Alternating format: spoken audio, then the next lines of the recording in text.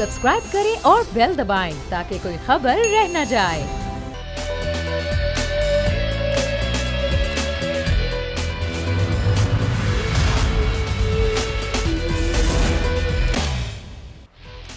अस्सलामुअलैकुम नाज़रीन, प्रोग्राम में आपको खुशामदीद कहेंगे। मैं हूं आपके साथ सहरिश जुहेब।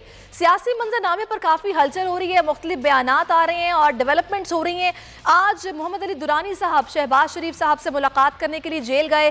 पीर पगारा का पैगाम उनकी जानिब से उनको दिया गया, जिसके बाद उन्होंने मीडिया टॉक भी की और यही कहा गया उनकी जानिब से कि पार्लियामेंट में मामलात हल होने चाहिए। अपोजिशन लीडर ने शहबाज शरीफ उनको रिहा किया जाना चाहिए ताकि वो पार्लियामेंट में आएँ और मामलात को हल करें। दूसरा, MKM की जानिब से मरदमशुमारी रिपोर्ट को मद्देनजर रखते हुए हुकूमत को धमकी दे दी गई है कि हम आपके साथ अलग हो जाएंगे, साथ बरकरार नहीं रख पाएंगे और हमारे पास वाहिद ऑप्शन होगा सड़कों पर निकलने का। जिस पर शेख रशीद कहते हैं कोई मसला नहीं है, मैं कराची जाऊंगा और मुलाकात करूंगा, गवर्नर से भी मिलूंगा, नाराज़गी ख़त्म हो जाएगी, हमारे इत्तेहादियों कोई ऐसी बात नहीं है। मरियम नवाज ने तहफ़्फ़ुज़ात का इजहार किया है मौलाना साहब के साथ कि go slow policy Peoples Party ने अपनाई हुई है और ये कुछ अपनी मखसूस हैसियत में ऐलानात करते हैं जिससे पीडीएम की हैसियत कमज़ोर पड़ रही है, जिस पर मौलाना साहब का और आसिफ अली ज़रदारी का टेलीफोनिक रब्ता भी हुआ है। और शेख रशीद साहब ने मौलाना फजल रहमान को सारे फसाद की जड़ करार दे दिया है। और एक तरफ हम ये भी देख रहे हैं कि हुकूमत तारीफ़ें कर रही है पीपल्स पार्टी की कि ये लोग बेहतरीन खिलाड़ी हैं और ये साथ नहीं देंगे नून लीग का, ये इस्तीफ़े नहीं देंगे, ये सिंध की हुकूमत नहीं छोड़ेंगे। और ज़रदारी साहब पहले ही बोल चुके हैं कि सेनेट का इलेक्शन भी लड़ना चाहिए और ज़िमनी इलेक्शन में हिस्सा भी लेना चाहिए, इससे पहले इस्तीफ़े नहीं देने चाहिए। तो ये सारी सूरत हाल है, ये डेवलपमेंट्स हैं। तो अब ये ऊँट किस करबट बैठे इस्तीफ़ों वाला, क्योंकि ये तो फैसला हो गया था कि इस्तीफ़े देने, सिर्फ डेट्स डिसाइड की जा रही थी, लेकिन अब चूंकि आपस में कुछ इख्तलाफ नज़र आ रहा है तो देखते हैं कि अब क्या होता है। इसी सारी सूरत हाल पर बात करने के लिए इस वक्त पाकिस्तान तहरीक इंसाफ से शौकत बसरा साहब हमें ज्वाइन कर चुके हैं। शौकत साहब, बहुत शुक्रिया आपके वक्त का। और पीपल्स पार्टी से शाजिया सोमरो साहिबा इस वक्त हमारे साथ मौजूद है। शौकत साहब, ये बातें क्यों हो रही हैं कि आप लोगों के लिए कुछ सॉफ्ट कॉर्नर की बात हो रही है, पीपल्स पार्टी के लिए आप लोग रखते हैं, और तभी जो डॉक्टर फिरदौस आशिक अवान है वो भी कह रही हैं कि पीपल्स पार्टी बहुत बेहतरीन खिलाड़ी है, ये लोग इस्तीफ़े नहीं देंगे। शेख रशीद भी कह रहे हैं, उनकी तारीफ़ें कर रहे हैं कि ज़रदारी साहब इस्तीफ़े नहीं देंगे। तो ये क्या चक्कर क्या है? देखें, पहले ही आपको सहरिश, मेरे ख्याल में ये जो 11 जमातों का एक इत्तेहाद बना था जो सिर्फ़ और सिर्फ एक दूसरे को धोखा दे रहे थे, ये सब भारमुती का कुनबा इकट्ठा हुआ था। कोई ना इस्तीफ़ा देने जा रहे हैं, ना कोई धरना देने जा रहे हैं, ना कोई लॉन्ग मार्च है। ये सब एक दूसरे को धोखा इसलिए दे रहे थे कि सबकी जान फंसी हुई है और वो जान जो होती है ना, जैसे वो जान इनकी फंसी हुई है नैब के केसेस में। क्योंकि एक तो इनका सबसे बड़ा इशू ये है कि 70 साल इन्होंने लूट मार करके, करप्शन करके जो पैसा इकट्ठा किया है, इनको पता है पैसा भी जा रहा है, इज्जत भी जा रही है, सियासत भी जा रही है और हम लोग डूब रहे हैं। इन्होंने धमकियां दे के देख ली, NRO लेने की कोशिश की, बहुत बार माजी में ये होता रहा है कि पूरी कौम सोई होती थी तो रातों रात लोग जहाज़ में बैठ के चले जाते थे। लेकिन इनका वास्ता उस शख्स से पड़ा है जिसका नाम वज़ीर-ए-आज़म इमरान खान है, जो कहता है मैं कुर्सी छोड़ दूंगा, मैं हुकूमत छोड़ दूंगा। लेकिन ये जो आप लोग बिला वजह तारीफें कर रहे हैं कि आप लोग इनमें ट्रस्ट डेफिसिट पैदा करने की कोशिश कर रहे हैं कि लोग एक दूसरे पे एतबार ना करें और उनको भी ये फील हो कि शायद पीपल्स पार्टी की बिल्कुल पॉलिसी अलग है, हिकमत अमली अलग है। सहरिश, बिल्कुल ऐसी सूरत हमें ज़रूरत ही नहीं है। मैं फिर आपको कह रहा हूँ, ये सब पार्टियाँ एक दूसरे को धोखा दे रही हैं, सब एक दूसरे को दाव लगा रही हैं। ये जो पार्टियाँ इकट्ठी हुई हैं, 11 पार्टियाँ, देखें ना इनका एजेंडा क्या है कि जी हमने अब इन्होंने ये तो कह रहे थे, आपको याद होगा कि गिलगित बल्तिस्तान में हम इलेक्शन स्वीप कर जाएंगे, वहाँ से हम अच्छा, जब वहाँ से हार गए, जनवरी में हुकूमत ख़त्म हो रही है, यहाँ पे हमारे से धांधली हो गई है। अभी भी आप देखें, अगर इन्होंने इस्तीफ़े देने हो, सहरिश माशाल्लाह आपका बड़ा एक्सपीरियंस है, तो अभी तो बाई इलेक्शंस होने जा रहे हैं, तो ये इनको क्या ज़रूरत है ये क्यादतों को इस्तीफ़े जमा। आपने आज आपको मैं 2 बंदों की मिसाल दे देता हूँ। इनके 2 MNA हैं, एक डिप्टी स्पीकर तो गुलाम मुर्तज़ा आपको याद होगा वो हैं, एक दूसरे हैं मौलाना फजल, जो इन दोनों के वरगलाने पर इन्होंने डायरेक्ट इस्तीफ़े दे दिए स्पीकर को। स्पीकर साहब ने इनको बुला लिया है कि आए, आपके इस्तीफ़े हम मंजूर करते हैं। अब वो वहाँ पेश नहीं हो रहे हैं, वहां से भाग रहे हैं। नहीं होंगे तो मैं आपको कहता हूं कि अगर उनके इस्तीफे खुद ही एक्सेप्ट हो जाएंगे, ये बात सबको मालूम है। देखते हैं क्या होता है। डॉक्टर शाजिया सोमरो साहिबा, आप मुझे बताइएगा कि अब ये जो आज मरियम नवाज ने मौलाना साहब से तहफ़्फ़ुज़ात का इजहार किया है, आप लोगों की गो स्लो पॉलिसी पर वो तहफ़्फ़ुज़ात का इजहार कर रही हैं कि आप लोग उनके साथ यकजान यक दिल नहीं है, आप लोगों का कुछ अलग से कुछ मौक़िफ़ उनको नज़र आ रहा है। वो कह रही हैं कि आप लोग एक अपनी हैसियत में फ़ैसले ले रहे हैं, ऐलानात कर रहे हैं, जिससे PDM कमज़ोर हो रही है। बिस्मिल्लाहिर्रहमानिर्रहीम। Thank you Sarish. सबसे पहली बात तो ये है कि देखें, बसरा साहब बहुत सीनियर आदमी हैं, बहुत सीनियर पॉलिटिशियन हैं और मैं उनकी बहुत रिस्पेक्ट करती हूँ, लेकिन जिस तरह की उन्होंने बातें की हैं मुझे लगता है वो सूट नहीं करती हैं उनको। दूसरी बात यह है कि देखिए, हर पार्टी की अपनी एक पॉलिसी होती है, लेकिन अगर मरियम साहिबा की ऐसी कोई बात हुई है या इस तरह से उनको तहफ़्फ़ुज़ात हैं, देखिए PDM एक प्लेटफॉर्म है जिसपे सब लोग इकट्ठे हुए हैं और हमने अपने इस्तीफा जो है अपनी क़यादत को दे दिए हैं और क़यादत जो है वो PDM ही अब फैसला करेगी कि वो कब देने हैं आगे और किस तरह से वो आगे स्ट्रेटजी होगी। लेकिन अगर मरियम साहिबा की कोई ऐसी है तो वो मौलाना साहब से बैठेंगी और ये चीज़ें पहले भी हमने यही कहा है कि बहुत सारी हुकूमत लगी हुई है तो कि PDM को किसी तरह से वो वीक करे, किसी तरह से PDM की जो बातें हैं उनको अफवाहों में वो बता सके अवाम को कि ये आपके लिए धोखा दे रही हैं, सब कुछ कर रही हैं। लेकिन असल में बात ये है कि PDM जो है वो अवाम की आवाज़ बन के निकली है, बल्कि अवाम की आवाज़ पे निकली है, अवाम के मसाइल हल करने के लिए निकली है। अब बसरा साहब ने इतना उनको इतना वज़ीर आज़म साहब को इतना चढ़ा दिया, आपने शायद उनकी कल परसों की स्टेटमेंट नहीं सुनी जिन्होंने कहा था कि भाई शाजिया साहिबा वो बात आपकी ठीक है। मैं आप लोगों के PDM के इत्तेहाद पर सवाल कर रही हूँ कि आप लोगों के बहुत अहम इत्तेहादी हैं PDM के, नून लीग वाले, उनको आप लोगों से तहफ़्फ़ुज़ात हैं, क्या आप लोगों की गो स्लो पॉलिसी है? ये नहीं देखिए, ये चीज ऐसे ही अफवाहें उड़ाई जा रही हैं, क्योंकि अगर ऐसी कोई बात होती तो आप लोग माशाल्लाह से आप लोग इतने एक्टिव लोग हैं, आप लोग पूरा होमवर्क करके फिर आगे आते हैं तो आप लोगों को सामने आ जाती।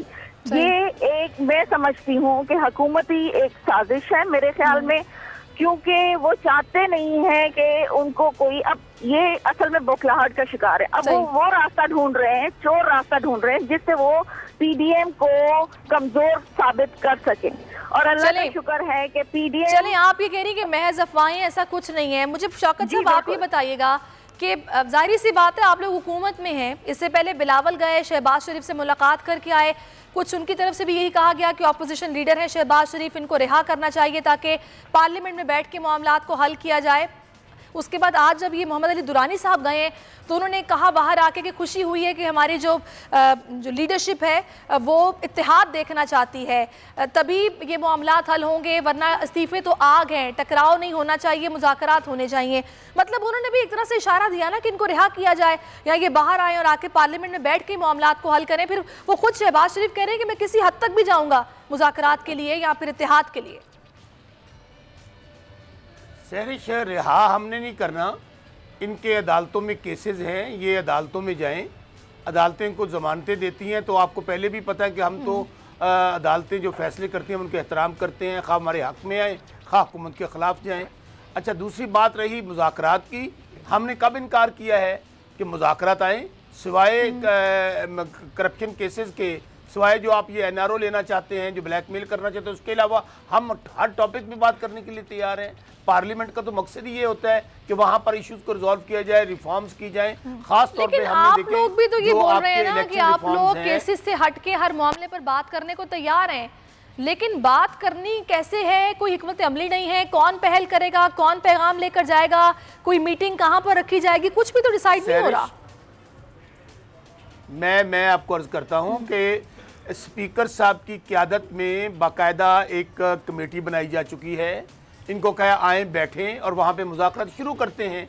जाकर मियाँ शहबाज शरीफ साहब जेल में है, उनकी ज़मानत हो जाएगी, वो भी ज्वाइन कर लेंगे। बाकी लोग तो पूरी की पूरी पार्टी, शायद खान अब्बासी साहब हैं, पूरी इनकी टीम है, इस तरह पीपल्स पार्टी के लोग हैं, तो वहाँ पार्लियामेंट्री पार्टी तो मौजूद है। तो इसको वहाँ पे इनको मैं कहता हूँ, ये मैं आपके प्रोग्राम में हम इनकी ऑफ़र को तस्लीम करते हैं, मैं इनको आपके प्रोग्राम में ऑफ़र दे रहा हूँ। इवन प्राइम मिनिस्टर साहब ने कहा, हमारे सब लीडरान कह रहे हैं कि आएँ बैठें, तमाम इश्यूज पे हम मुज़ाकरात करने के लिए तैयार हैं, सिवाय आपकी लूट मार और करप्शन के और NRO देने के अलावा। तो उसके ऊपर वो मैं आपको जो अर्ज कर रहा था, देखें अभी सेनेट के इलेक्शन होने जा रहे हैं, कितनी बड़ी ज़बरदस्त कानून साजी करने जा रहे हैं।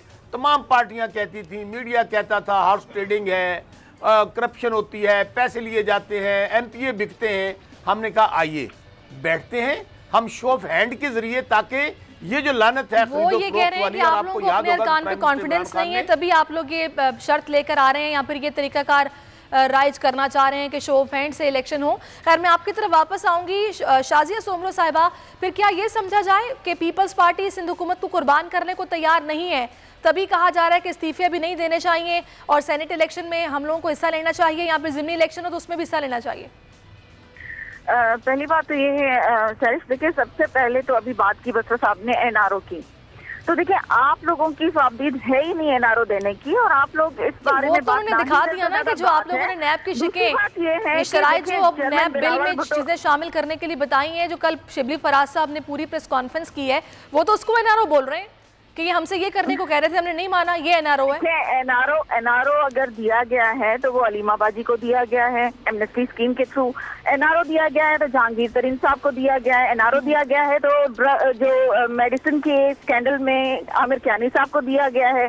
और अगर पेट्रोल के बहरान में जानबूझ के जो पेट्रोल का बहरान पैदा किया गया था उसमें NRO दिया गया है, और जो गंदम की एक्सपोर्ट हुई थी और उसके बाद इंपोर्ट हुई है उसमें जो गए उनको NRO दिया है। मेरा शाजिया साहिबा आपसे सवाल ये है कि देखिए जो इस्तीफों का फैसला था वो तो मुत्तफ़िक़ा फैसला था, PDM के प्लेटफॉर्म से वो हुआ था, PDM की क़यादत ने किया था, लेकिन उसके बाद जब डेट डिसाइड होना थी आप लोग ये पूरा मामला लेकर CEC की मीटिंग में चले गए। ये पूरा मामला CEC की मीटिंग में लेकर जाना इस बात का सबूत है कि आप लोगों की पॉलिसी डिफरेंट है, आप लोग नहीं मुत्तफ़िक़ उनसे। नहीं, देखिए ये चीज आपको याद होगा कि जनाब बिलावल भुट्टो जरदारी साहब ने अपनी स्पीच में कही थी कि हमने इस्तीफा देना है, वो भी PDM के प्लेटफॉर्म पे सबमिट होंगे सबके, और अल्लाह का शुक्र है कि सारे तकरीबन हमारे सारे मेंबर्स ने अपने अपने इस्तीफे जमा करा दिए हैं। और दूसरी बात ये थी कि जो भी डिसीजन आगे होना है तो उन्होंने यही कहा था कि अगर सिंध हुकूमत को भी हमें कुर्बान करना पड़ा तो हम वो भी कर देंगे, क्योंकि हमें इस नाअहल सिलेक्टेड और जो बिल्कुल नाकाम गवर्नमेंट है उसको घर भिजवाना है। लेकिन शाजिया साहिबा, अगर आप लोगों ने इस्तीफे अभी नहीं देने थे या फिर आप लोगों ने सेनेट इलेक्शन में हिस्सा लेना था तो पहले PDM क़यादत आपस में मुशावरत करती, उसके बाद इस्तीफों का ऐलान किया जाता। मरियम नवाज कह रही है कोई बात नहीं होगी, 31 जनवरी तक इस्तीफे जमा कराने हैं, और आप लोग तो बिल्कुल मुख्तलिफ बात कर रहे हैं। नहीं, हमने तब भी यही बात की थी, पहली बात ही यही की थी चेयरमैन बिलावल भुट्टो जरदारी साहब ने कि देखिए जी, हमें अगर अपने इस्तीफों की बात हुई, सिंध गवर्नमेंट को छोड़ने की बात हुई, या कोई भी ऐसी बात जो क़यादत PDM की क़यादत फैसला करेगी, हम उस पर अमल करेंगे। लेकिन वो चीज़ जब मैं अपनी पार्टी की मुशावरत में होगी, जो भी डिसीजन वो लेके मैं PDM में जाऊंगा और उसी के हिसाब से ही सारी बातें होंगी। उन्होंने कभी भी इस चीज को डिनाई नहीं किया कि हम इस चीज के अगेंस्ट हैं, या क्योंकि देखिए हम सबका एक ही एजेंडा है कि इस नाकाम नाअहल गवर्नमेंट को घर जाना चाहिए। अभी बसरा साहब ने खुद ही कहा है कि प्राइम मिनिस्टर ने कहा है मैं कुर्सी छोड़ दूंगा, तो भाई हम भी यही चाहते हैं कि आप कुछ नहीं कर सकते, आप छोड़ दें। वो तो ये भी कह रहे हैं कि हम कह रहे हैं कल नहीं, आप आज इस्तीफे दें, आप लोग इस्तीफे नहीं दे रहे, फिर आप लोग ये कह रहे हैं कि हम सेनेट इलेक्शन में भी हिस्सा लेंगे। खैर मैं आपकी तरफ वापस आऊंगी। मुझे शौकत बसरा साहब आप ये बताएं, आज तो MQM ने भी मरदमशुमारी की रिपोर्ट वाले मामले पर धमकी दे दी कि आप लोगों से वो अलग हो जाएंगे। ये ज़्यादा बेहतर आप लोग समझते हैं कि वो इस पोजिशन में हैं कि इतना इंतहाई कदम उठाएं? सहरिश, पहली बात तो इस्तीफे की मैं हवाले से एक बात करना चाह रहा हूँ, ये अपोजिशन के इस्तीफे नहीं हैं, ये लतीफ़े हैं, ये शगुफ़े हैं, तो please don't take them serious. और वैसे भी शाजिया असलम सुमरो मेरी बहन है, क्यों तंग करती हैं इनको? चलें आप ये बता दें कि आप MQM की धमकी को सीरियस ले रहे हैं? सहरिश मैं बताता हूँ, मैं उसके ऊपर आता हूँ। देखिए मैं आपको फिर कह रहा हूँ, अच्छा एक मिनट, 2014 में इस्तीफे नहीं थे, वो लतीफे थे। अच्छा बात तो सुन ले, अच्छा बात तो सुन ले, अच्छा बात तो सुन ले। इन्होंने दोस्त, मैं फिर कह रहा हूँ, लाइव प्रोग्राम चल रहा है बोल TV पे, 2 इस्तीफे इन्होंने जमा करवाए हैं, वो बरगलाने में बेचारे करवा बैठे हैं, हम उनको बुला रहे हैं, कि अभी आए और इस्तीफे हम उनको मंजूर कर लेते हैं। आप लोग तो तारीफें भी कर रहे हैं, शाजिया साहबा को आप लोग तो तारीफें भी कर रहे हैं कि बड़े खिलाड़ी हैं, बड़े मुफाहमत के बादशाह, ये कभी इस्तीफे नहीं देंगे, ये बड़े अच्छे सियासत करना जानते हैं, आप तो तारीफें भी कर रहे हैं। देखिए ये सिर्फ वर्गलाना जानते हैं, ये सिर्फ वर्गलाना जानते हैं और कुछ भी नहीं, चाहे वो आवाम हो चाहे कोई भी लोग हो। ये आपके ख्याल में पीडीएम का इत्तेहाद खराब करने के लिए कि आपस में आप लोगों को वर्गला रहे हैं कि भाई उस तरफ नहीं जाना? मैं यही नहीं, मैं आपको बता रही हूँ ना सैरिश, ये सिर्फ अवाम को गुमराह कर सकते हैं, अवाम को गुमराह करने के लिए पीडीएम को बुरा बना सकते हैं, ये सब कुछ कर सकते हैं, अपने आप को बचाने के लिए किसी भी हद तक जा सकते हैं। सैरिश मुझे 1 मिनट दीजिएगा। जी जी सैरिश मैं बात बताऊं फिर आपको। मैं ये कह रहा हूं कि इनको डोंट टेक देम सीरियस, इनको एंजॉय करें, हंसें खेलें। कहाँ इनका इस्तीफे, कहाँ असेंबलियां, छोड़े इन बातों को। मैं पीपल्स पार्टी में रहा हूँ, जरदारी साहब हमेशा सज्जी दिखा के ना खब्बी मारते हैं। अच्छा। तो इसलिए इनको छोड़ दें। बाकी रह गई बात एमक्यूएम वाली, देखिए एमक्यूएम हमारी इत्तेहादी है, इत्तेहादों में मसाइल आते रहते हैं, इश्यूज आते रहते हैं, पहले भी आते थे। हम उनको बैठ के उनसे बात करते हैं, इंशाल्लाह आप देखेंगे वो एमक्यूएम हो, वो काफ लीग हो, बाकी हमारे इत्तेहादी हो, हमारे साथ रहेंगे और इंशाल्लाह सिर्फ। और यही इनको प्रॉब्लम है, इनको पता है कि ये 5 साल भी, अगले 5 साल भी हमने पूरे करने हैं। अब ये इनके सेनेट, भाई सेनेट का इलेक्शन तो होने जा रहा है, अब करेंगे तो हो सकता है अगले 5 साल आप लोग पूरे कर लें या फिर अगले 5 साल के लिए भी इलेक्ट कहना कबल अज़ वक्त है। जनाब इससे पहले मैं शौकत बसरा साहब से बात करी थी। शौकत साहब मुझे बताएं, आप लोग जाहिर सी बात है आप तो माशाल्लाह मंजे हुए सियासतदान हैं, समझ बूझ रखते हैं। ये जो शहबाज शरीफ साहब से मुलाकातें हो रही हैं, आप लोग इसकी वजह क्या समझते हैं? क्यों बिलावल भी गए, फिर आज मोहम्मद अली दुरानी साहब भी गए हैं और उनसे बातचीत अलग से की है, क्या इसकी वजह क्या है? आपको याद है क्या कहते थे हम कि नून में से शीन ज़रूर निकलेगी? ये वही बात है। बिलावल साहब पूछने गए थे उनसे, हमारे भी ज़राए हैं जैसे आप लोगों के ज़राए होते हैं, हमारे भी बहुत सारे दोस्त पार्टियों में है। ये पूछने गए थे भाईजान वो मरियम बीबी और मियां नवाज शरीफ साहब तो कह रहे कि इस्तीफे देने हैं। उसने कहा भाईजान कोई इस्तीफे नहीं देने हैं, हमने बैठ के डायलॉग करने हैं हम तो।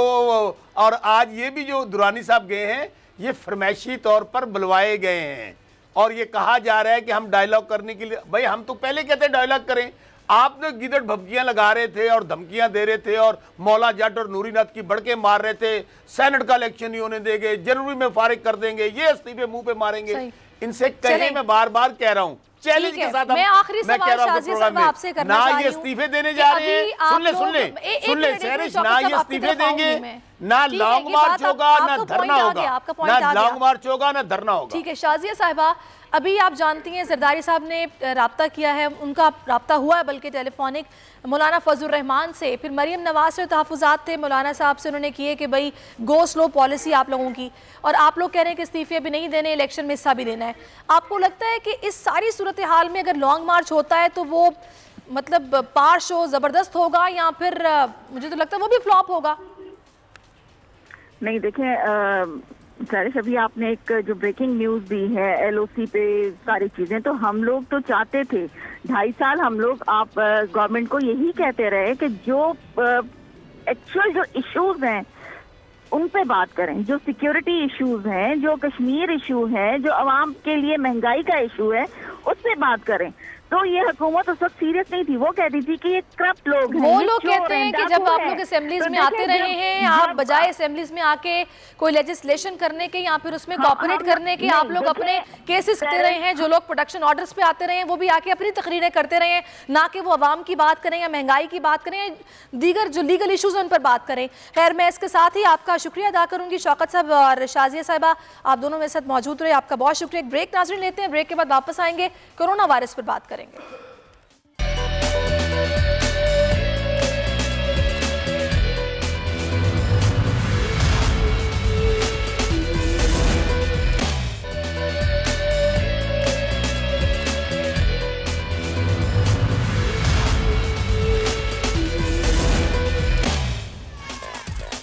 वेलकम बैक नाज़रीन। कोरोना वायरस पे अब हम लोग बात करने जा रहे हैं और अब बड़ी तशवीशनाक सूरत हाल है। आज तो रिकॉर्ड 111 अमवात कोरोना वायरस से हुई हैं और सूरत हाल तशवीशनाक होती जा रही है हर गुज़रते दिन के साथ। ये दूसरी वेव इंतहाई ख़तरनाक है और अब तो ये भी कहा जा रहा है कि शक्ल तब्दील कर रही है। जो डॉक्टर अताउर रहमान है उनकी तरफ से दावा कर दिया गया है कि नई शक्ल भी पाकिस्तान में दाखिल हो गई है और कोरोना की दूसरी किस्म का नाम उन्होंने B117 वायरस बताया, जो कि B117 है, जो कि पाकिस्तान में दाखिल हो गया। कांटे की शक्ल का है और ये बहुत डेंजरस है।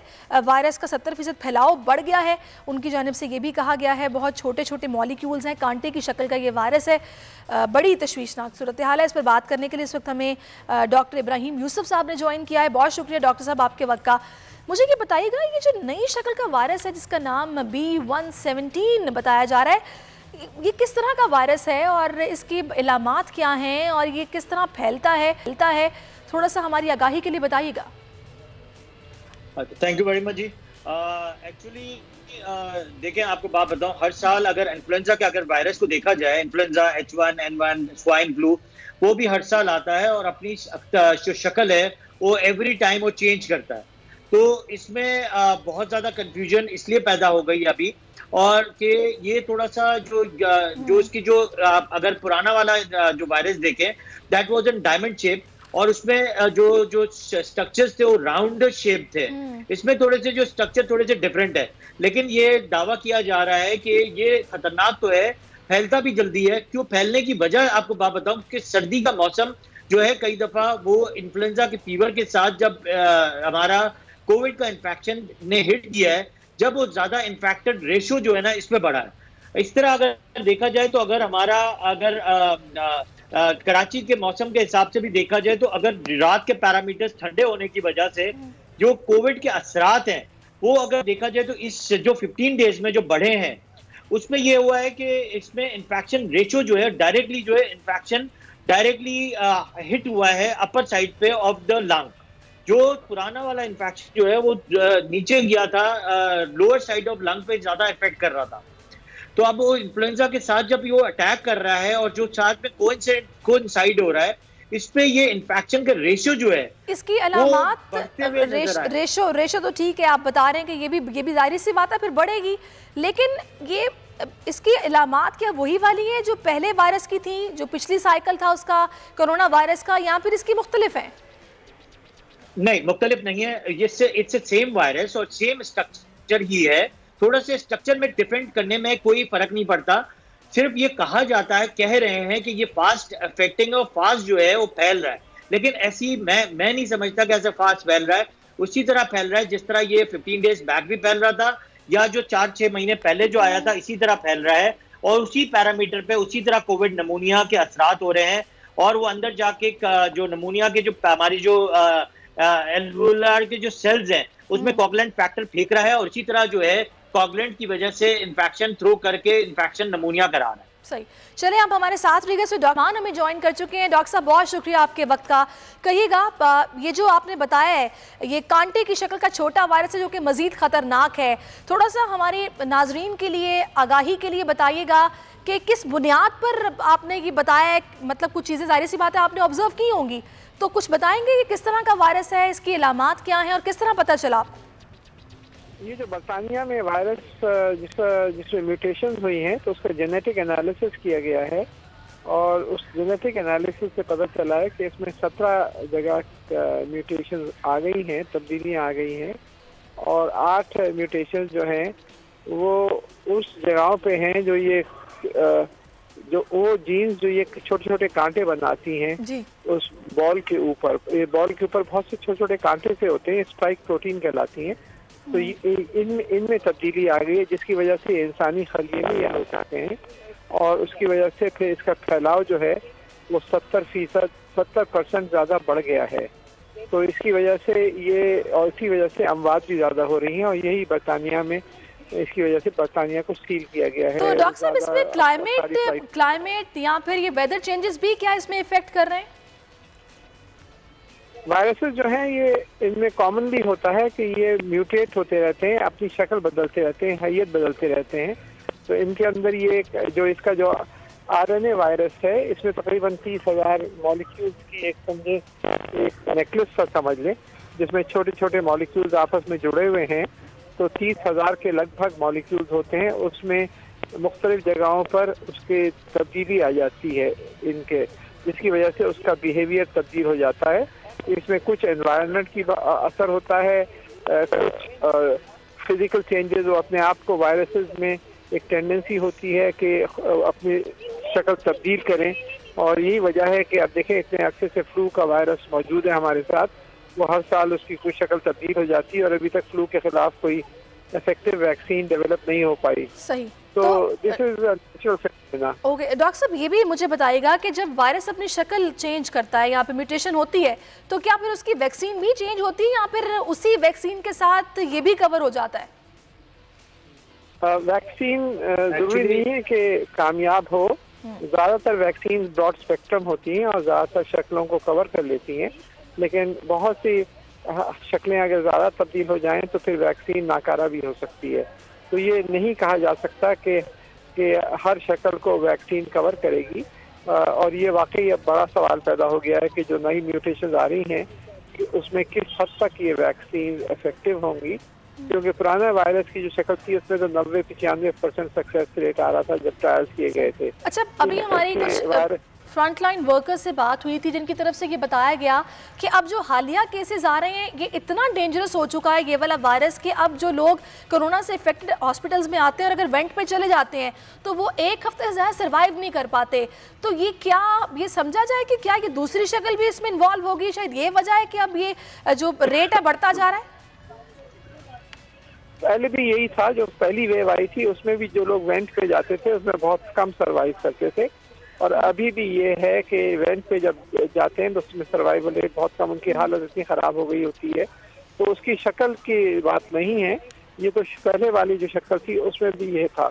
बस ये जो है अब जो म्यूटेट हो रहा है उसमें जो बरतानिया में जो पाया गया है उसकी फैलाव बहुत ज़्यादा है, और फैलाव ज़्यादा होने की वजह से अमवात भी ज़्यादा हो रही हैं, और पाया गया है कि अमवात जो है बहुत से वायरसेस की स्ट्रेन की वजह से बहुत जल्दी हो रही हैं।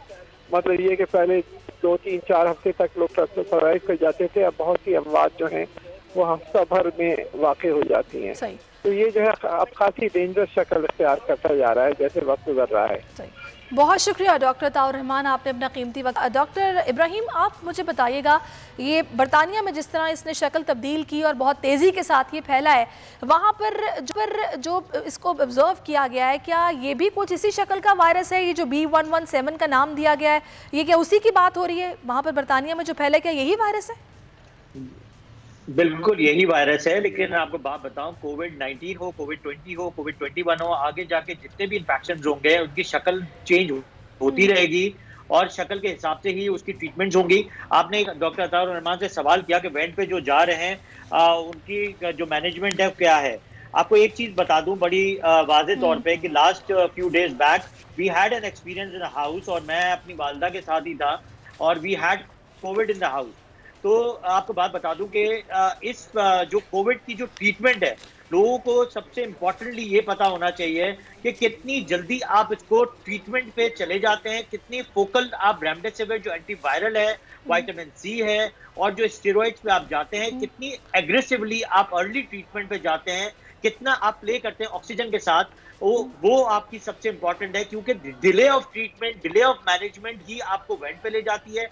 और आपको और एक बात बताऊं कि वायरल की मैनेजमेंट डिले मेथड में आपके लंग को फाइब्रोसिस कराती है, और उसके बाद वो आप लंग जो है वो रिवर्स बैक नहीं होता है। और अच्छा डॉक्टर इब्राहिम, जो ये बातें हो रही हैं कि जाहिर सी बात है अब जब हॉस्पिटल्स में लोग गए, ये जब ये पहली लहर थी उस दौरान ही, तो अगर किसी को हार्ट का प्रॉब्लम था या फिर उसकी डेथ उससे हो गई तो यही कहा जा रहा था कि भी कोरोना वायरस था। तो ये भी कहा जा रहा था उन दिनों में कि ये मुख्तलिफ ऑर्गन्स पे भी अटैक करता है, समटाइम किडनीज पे करता है, समटाइम लिवर पे करता है, समटाइम हार्ट पे करता है। तो हम ये नहीं कह सकते कि भाई ये हार्ट पेशेंट था तो इसलिए इसकी डेथ हार्ट के प्रॉब्लम से हुई है। ये भी मुमकिन है कोरोना वायरस हुआ और कोरोना ने अटैक किया उसके किसी ना किसी ऑर्गन पर, उसकी डेथ हुई, ऐसा पॉसिबल है? नहीं, डायरेक्टली कोरोना कभी भी किसी ऑर्गन्स पे अटैक नहीं करता। कोमॉर्बिड्स हमेशा आपकी इम्यूनिटी को लोअर डाउन रखती है, और आप बार बार रिपीटेडली कहीं ना कहीं कोई इन्फेक्शन के शिकार रहते हैं उस कोमॉर्बिड्स की वजह से। कोमॉर्बिड्स का मतलब है कि किसी को कार्डियक इश्यूज हो, किसी को किडनी के इश्यूज हो, किसी को ब्रेन के इश्यूज हो, किसी को एंडोक्राइनोलॉजी के इश्यूज हो, किसी को कोई और इश्यूज हो। लेकिन कोविड पहले जो कोविड वायरस, जो कोरोना वायरस है, वो अटैक करता है हमारे थ्रोट में, थ्रोट से जाता है ये लंग्स में। लंग्स में आप देखें ऑक्सीजनेशन होती है, ऑक्सीजनेशन की वजह से आपके सबसे करीबी चीज जो है हार्ट है, उसके करीबी चीज किडनी है, उसके करीबी चीज लिवर है, और वो कहीं ना कहीं जाके वो कोमॉर्बिड्स को तंग करता है। और उससे वो इंफेक्शन, आप जाहिर सी बात है रिसर्च वर्क इस वक्त कर रहे हैं, मैं चाहूंगी कि आप शॉर्टली अगर बता दें कि अगर आपको कुछ सिम्टम्स फील हो, जिस तरह आपका टेस्ट चला गया, आपकी स्मेल चली गई, तो फौरन करना क्या चाहिए? देखिए, अगर आपका टेस्ट चला गया है और अगर आपकी स्मेल चली गई है, वो एक माइल्ड कोविड है, उसमें कुछ करने की जरूरत नहीं है। आप एक पीसीआर का टेस्ट करवा लें। नए रिसर्च के हिसाब से एक कोविड एंटीजन टेस्ट आया है जो 50 मिनट्स में आपका रिजल्ट देता है। उसकी भी श्योरिटी होती है कि 80 to 90% आपको बहुत कम वक्त में आपको एंटीजन बता सकता है कि आपको कोविड है या नहीं है।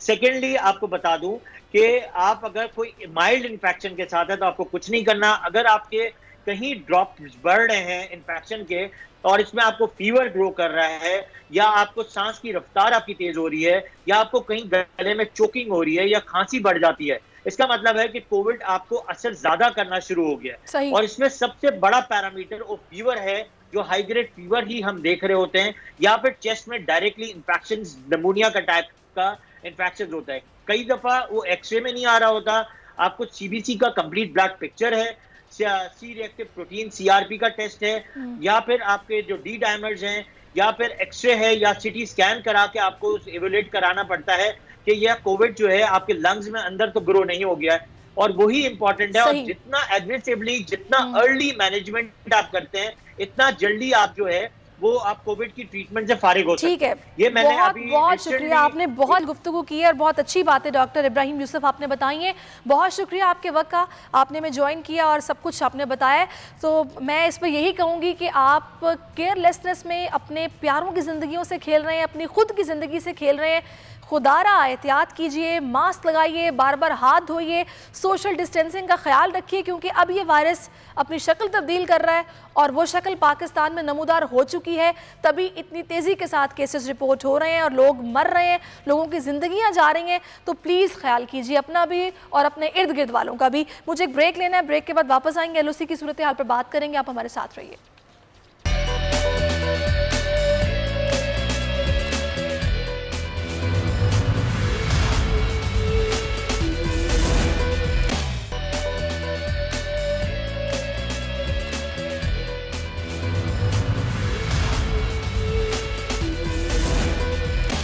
वेलकम बैक नाजरीन।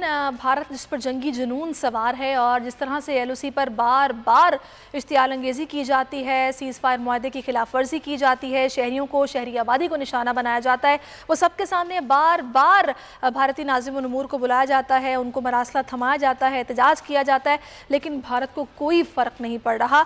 और अभी आपको याद होगा हाल ही में जो वाक़या पेश आया कि वहाँ पर अक़वाम मुत्तहिदा मुबस्सिरीन की गाड़ी पर जिस तरह से हमला किया गया और जानते बूझते दूर से गाड़ी पहचानी जाती है फिर भी हमला किया गया और खुल्लम खुल्ला खिलाफ वर्जी की गई चार्टर की। ये सब देख रहे हैं और हम बार बार अपना एहतजाज भी रिकॉर्ड करवा रहे हैं, लेकिन इसकी वजह क्या है? आखिर वो क्या मकसद है, वो क्या मैसेज है जो भारत देना चाह रहा है, या फिर वो कौन सा मकसद है इसको वो हासिल करना चाह रहा है?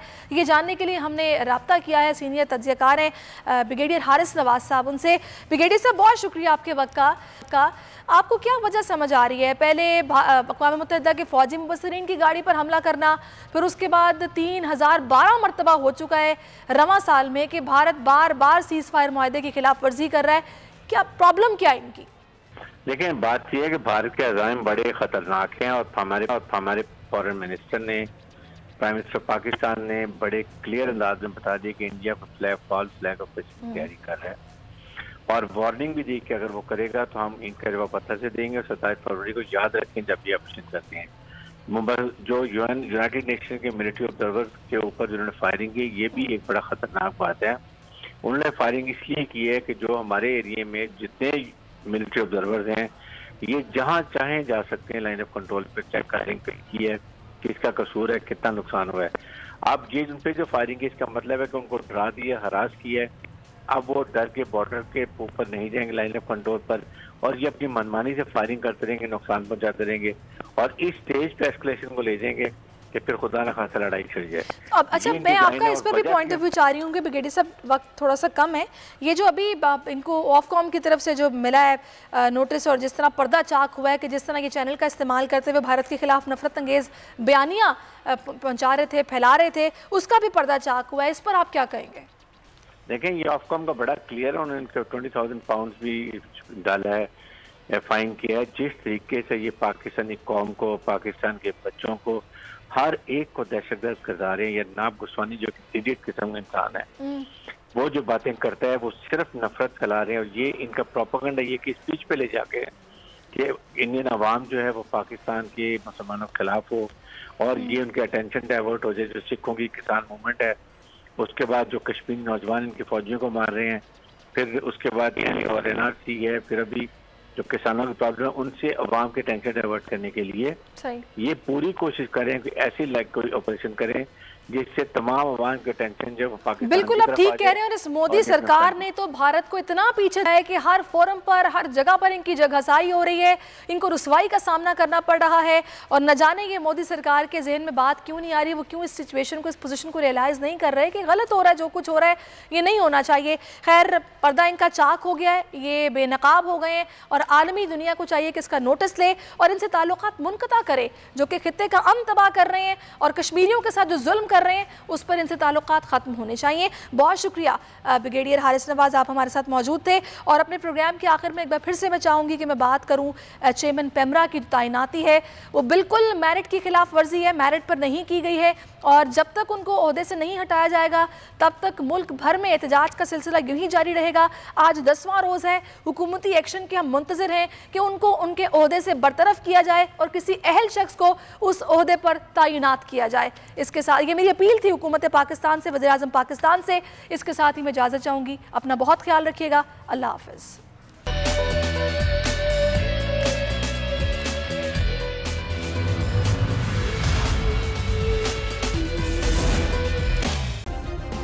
सब्सक्राइब करें और बेल दबाएं ताकि कोई खबर रह न जाए।